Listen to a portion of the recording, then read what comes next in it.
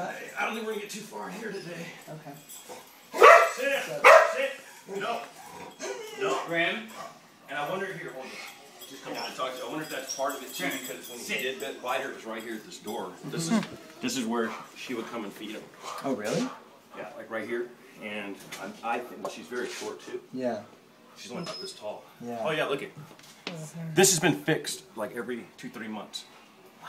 New jams, new doors. Continue to construction. Yeah. Eats right through it. Yeah. Right through it. New. When it was 4th of July, see, we used to have these kind of windows. That's a good example. See how we don't anymore? Yeah. He broke right through these on 4th of July because I wasn't home one time. Yeah. And I don't know how he didn't kill himself because he had to keep pushing it open until he could get the metal to break up. And didn't get cut and got in the house because he was that scared. Okay. All right. So he's a lot of anxious stuff, a lot of nervous. Yeah. Okay. Well, then I have that check I got to give you guys too. I need to put in the balance Okay. part. Yeah. Well, actually, you can do it. I trust you. Just put it in.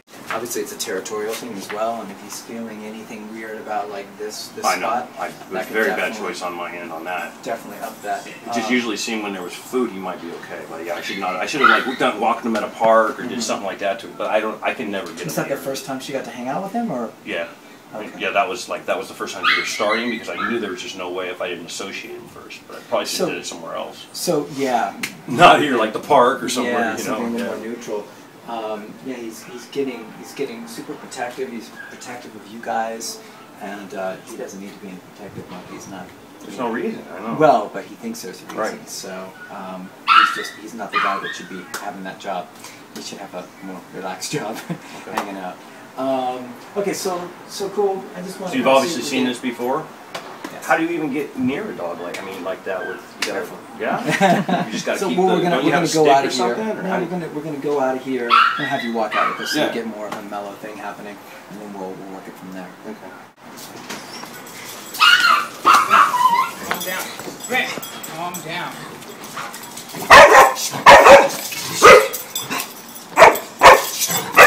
Grant, come on, come on. He can open up doors really well. If they have any kind of handle. Sit. Puts his one hand on there and grabs it and just yanks it. Calm down. So something just for you guys to just kind of get in your mind before, as a kind of a foundational concept, is when he's like this, the last thing you want to be doing is petting. The last thing you think you're soothing him, but you're actually encouraging him.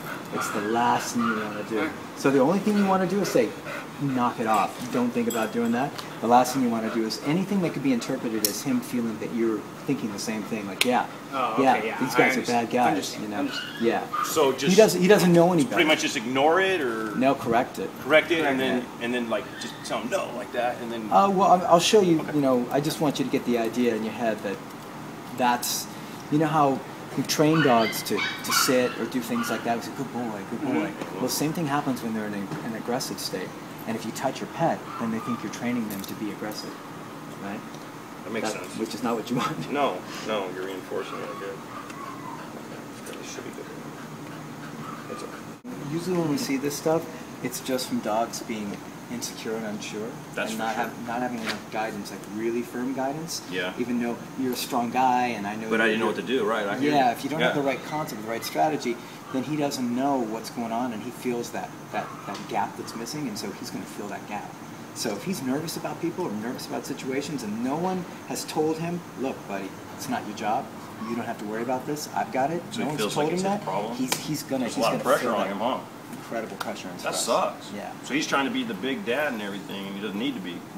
They're like genetically feel obligated to fill that role if they don't have somebody else doing it. So I need to let him know that it's me?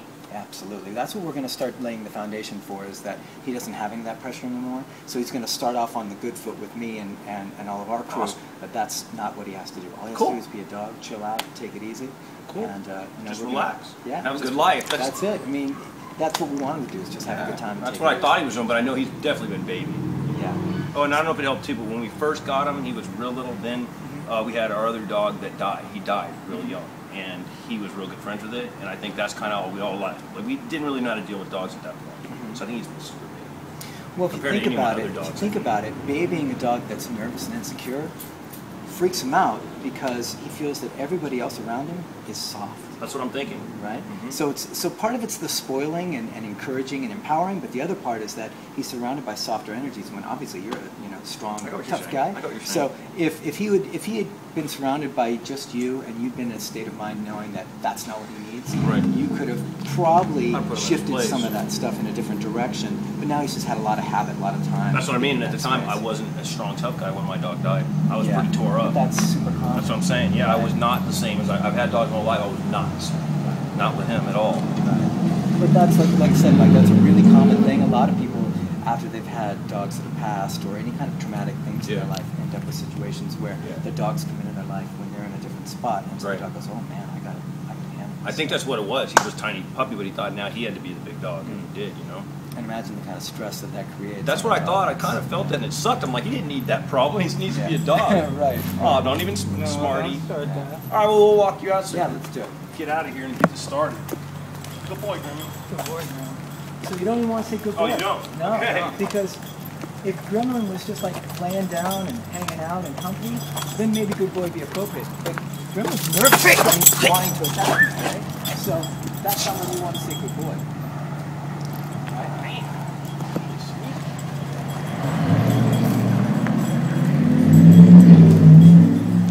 Did you get that idea? Yes, I do. Listen, if he's not being tricky, I thought he was being a good boy. No, but you got to read him. It's super important. Read it.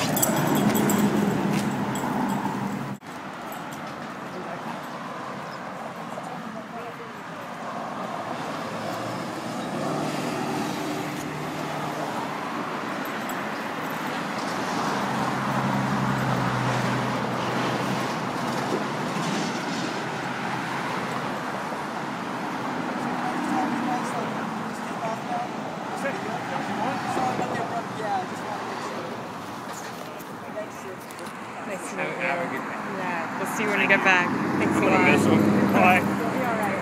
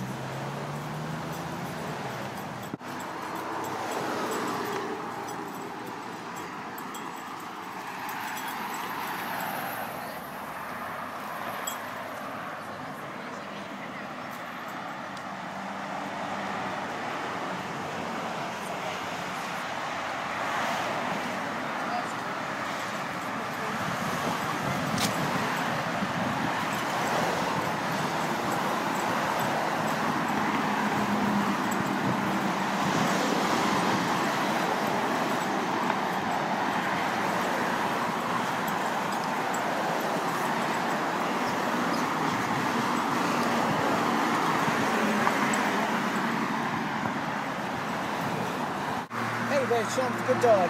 And we're out here with Gremlin. And we just grabbed him. Haven't put him in the car yet. I'm trying to talk loud because the car's kind of loud out here.